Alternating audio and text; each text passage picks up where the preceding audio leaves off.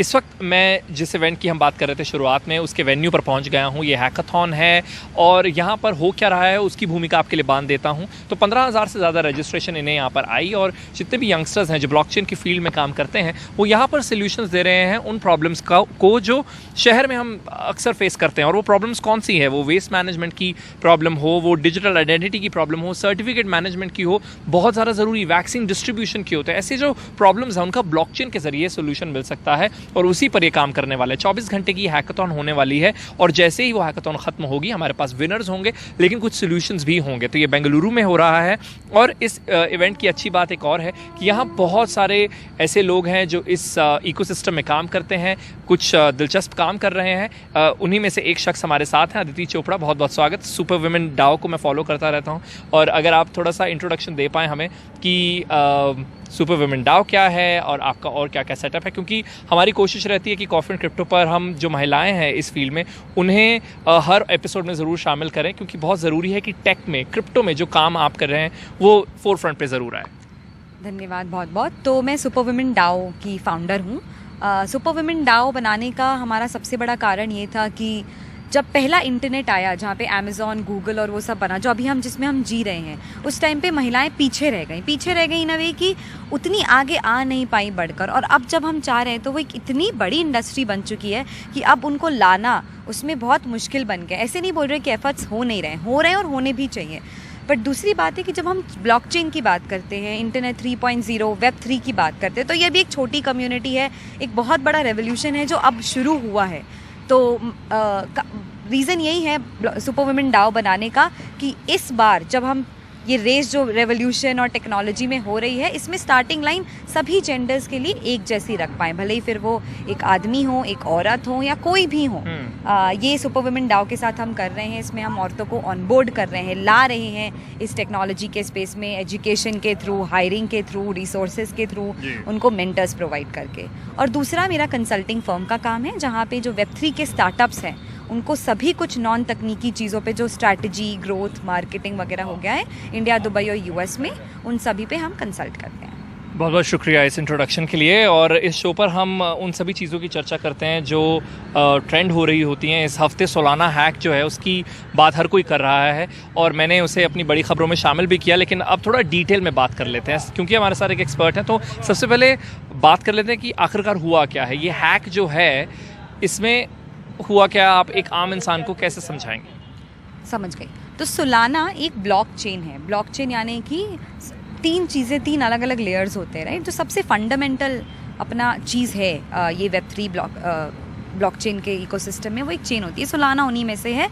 दुनिया की सारी चेन्स में से 9th बिगेस्ट है मार्केट के इवैल्यूएशन के हिसाब से।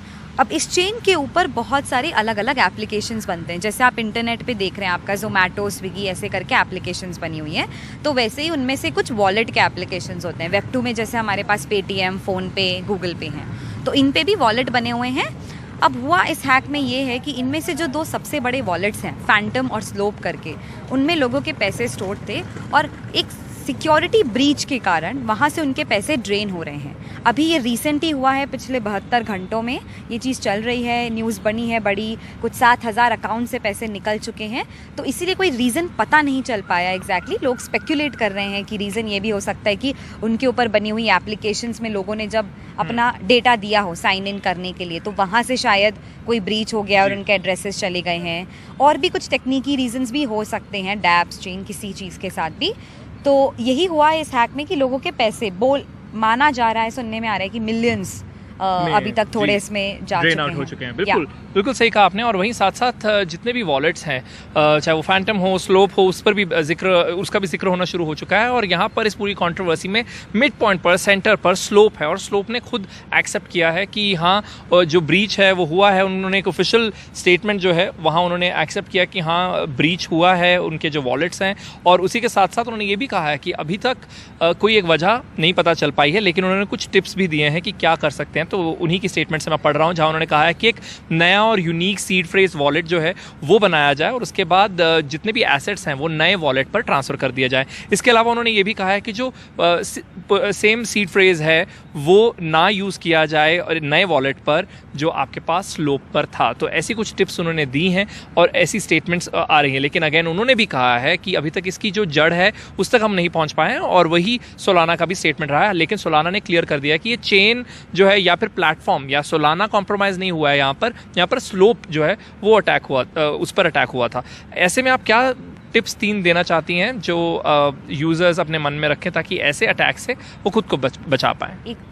एक टिप तो आपने ही दे दी है कि लोग नया वॉलेट बना सकते हैं, अपने एसेट्स मूव कर सकते हैं। अभी अब पता चल चुका है कि कौन से वॉलेट्स अभी कॉम्प्रोमाइज़ हुए हैं, तो उसमें से आप मूव कर सकते हैं। या तो आप सेम चेन पे मूव कर सकते हैं या फिर आप मल्टी सिन मतलब दूसरी चेन्स पे भी अपने एसेट्स ट्रांसफ़र करके देख सकते हैं। सीड फ्रेज जो होता है वो होती है प्राइवेट की यानी कि जब भी आप डिसेंट्रलाइज्ड किसी चेन पे आप एक वॉलेट बना रहे हो तो एक आपको ऐसी की दी जाती है जिससे सिर्फ आप वो चेन भी नहीं, सिर्फ आप उस वॉलेट को एक्सेस कर पाएंगे। कुछ शब्दों की एक बनी होती है, 12-13 वर्ड्स होते हैं, एप्पल, बैट, कैट, ऐसा कुछ भी करके शब्द हो सकते हैं जितने इंग्लिश भाषा में हैं।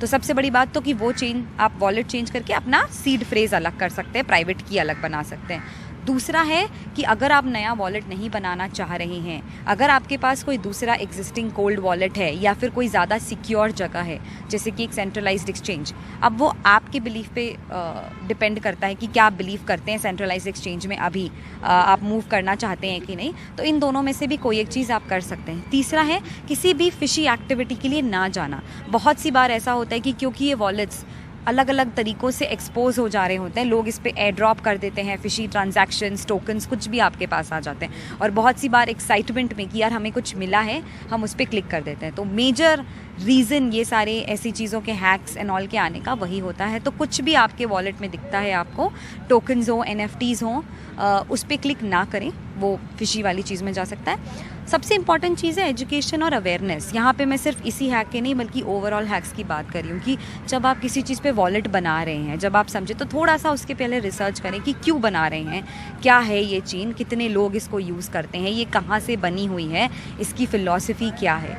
बहुत सारी रोज़ के दिन में नई चेन्स आई जा रही हैं, बहुत सारे ऑफ़र्स भी होते हैं जिन पे इनिशियल, तो उस लालच में ना आकर ये समझ के कि हाँ ये मेरा यूज़ केस है और मुझे ये चेन यूज़ करनी है, वो एजुकेशन और अवेयरनेस होना। थोड़ा सा टाइम कंज्यूमिंग हो सकता है, थोड़ी सी मेहनत लग सकती है आपके साइड से, बट वो करना सबसे ज़्यादा ज़रूरी है।